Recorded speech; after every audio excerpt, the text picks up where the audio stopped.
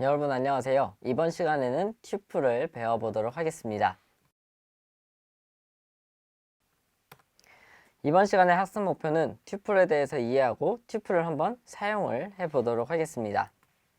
자, 튜플은 여러분들 전 시간과 전전 시간에 했던 리스트와 별로 차이가 없다라고 보시면 되겠습니다. 근데 무슨 차이인지 먼저 한번 알아보도록 하죠. 튜플은 리스트와 마찬가지로 파이썬의 자료 구조 중 하나고요. 순서가 있는 집합입니다. 하지만 여기에서 리스트는 순서도 있고 안에 내용을 좀 이제 수정할 수 있다라고 했는데 이 튜플은 추가, 수정, 삭제가 불가능하다라고 되어 있습니다. 그래서 여러분들이 어떻게 이해하면 좀 쉽냐면 리스트에서 아예 읽기 전용, 리드 온리인 형태가 튜플이라고 보시면 될 것 같습니다. 리스트는 대괄호, 튜플은 소괄호로 작성이 되어지며 똑같이 콤마로 구분이 되어집니다. 그래서 한번 보시면요. 똑같아요.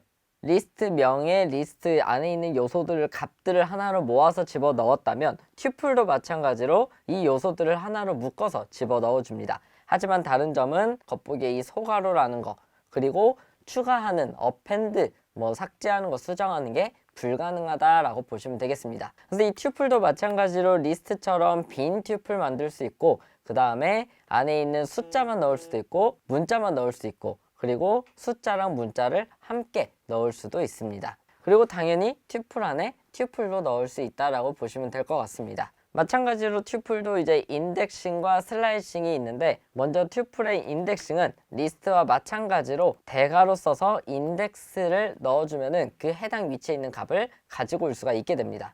그래서 튜플 1 해서 0, 1, 2, 3 하고 소괄호에서 ABC 그리고 숫자 5라는 값을 넣어둔 상태인데 이때 튜플 1의 리스트 2라고 한다면 첫 번째는 0번째, 1번째 그리고 여기가 2라고 하죠. 인덱스 2. 그래서 이 부분의 숫자인 숫자 2가 나오는 걸 확인하실 수 있습니다. 그리고 숫자 3은 인덱스 3이고 여기 있는 튜플은 인덱스 4겠죠.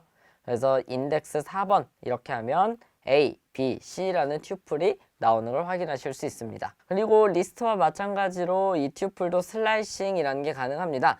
똑같이 스타트 인덱스부터 엔드 인덱스를 사용을 하게 되고요.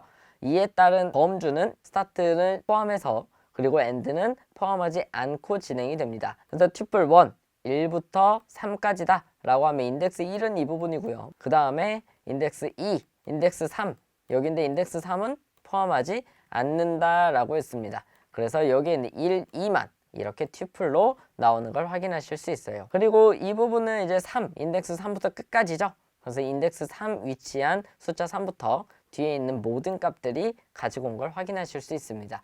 여러분들 여러 가지 숫자를 입력해서 한번 해보시고요. 이해가 안 되시는 분들은 댓글 달아주시면 제가 바로 답장을 해드리도록 하겠습니다. 자, 다음은 마찬가지로 이제 튜플도 이 길이, 개수를 확인하실 수가 있습니다. 그래서 이 튜플 1의 개수 같은 경우는 지금 0, 1, 2, 3 그리고 ABC가 담긴 튜플 하나 그 다음 숫자 5가 있죠. 그래서 LEN이라고 해서 둘러싸게 되면 6개 있으니까 숫자 6이라고 하게 됩니다. 주의할 점은 맨 큰 튜플 기준으로는 얘는 요소가 1개이기 때문에 1개라고 합니다. 그리고 두 번째 튜플 2에는 A부터 F까지 있고 똑같이 LEN 하면 6개가 나오는 걸 확인하실 수 있습니다.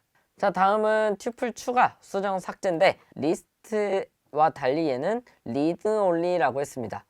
한마디로 수정, 삭제, 추가가 불가능하다라는 소리죠. 그래서 제가 한번 실제 불가능한지 한번 해봤어요. 튜플 1, 0 부분에다가 숫자 3을 집어 넣었습니다. 그러면 인덱스 0번째 위치한 값이 이제 3으로 바뀌게 되는데 어때요? 에러가 나는 모습을 확인할 수 있죠. 그래서 밑에 설명이 있는데 얘를 설명을 쭉 보시면은 이 튜플은 바꿀 수 없다라고 되어 있습니다. 그래서 여러분들 한번 코드를 써보고 밑에 에러를 읽어보시면은 아, 튜플은 읽기 전용이구나, 수정이 불가능하구나 라고 알 수가 있게 됩니다. 그래서 이 튜플과 이제 리스트의 공통점과 차이점에 대해서 한번 알아볼 건데 공통점은 타입과 상관없이 요소, 지금까지 값이라고 지칭했던 얘들을 가질 수가 있습니다. 안에 문자열도 넣을 수 있고요. 리스트, 튜플, 숫자 전부 다 집어넣는 거를 확인하셨습니다.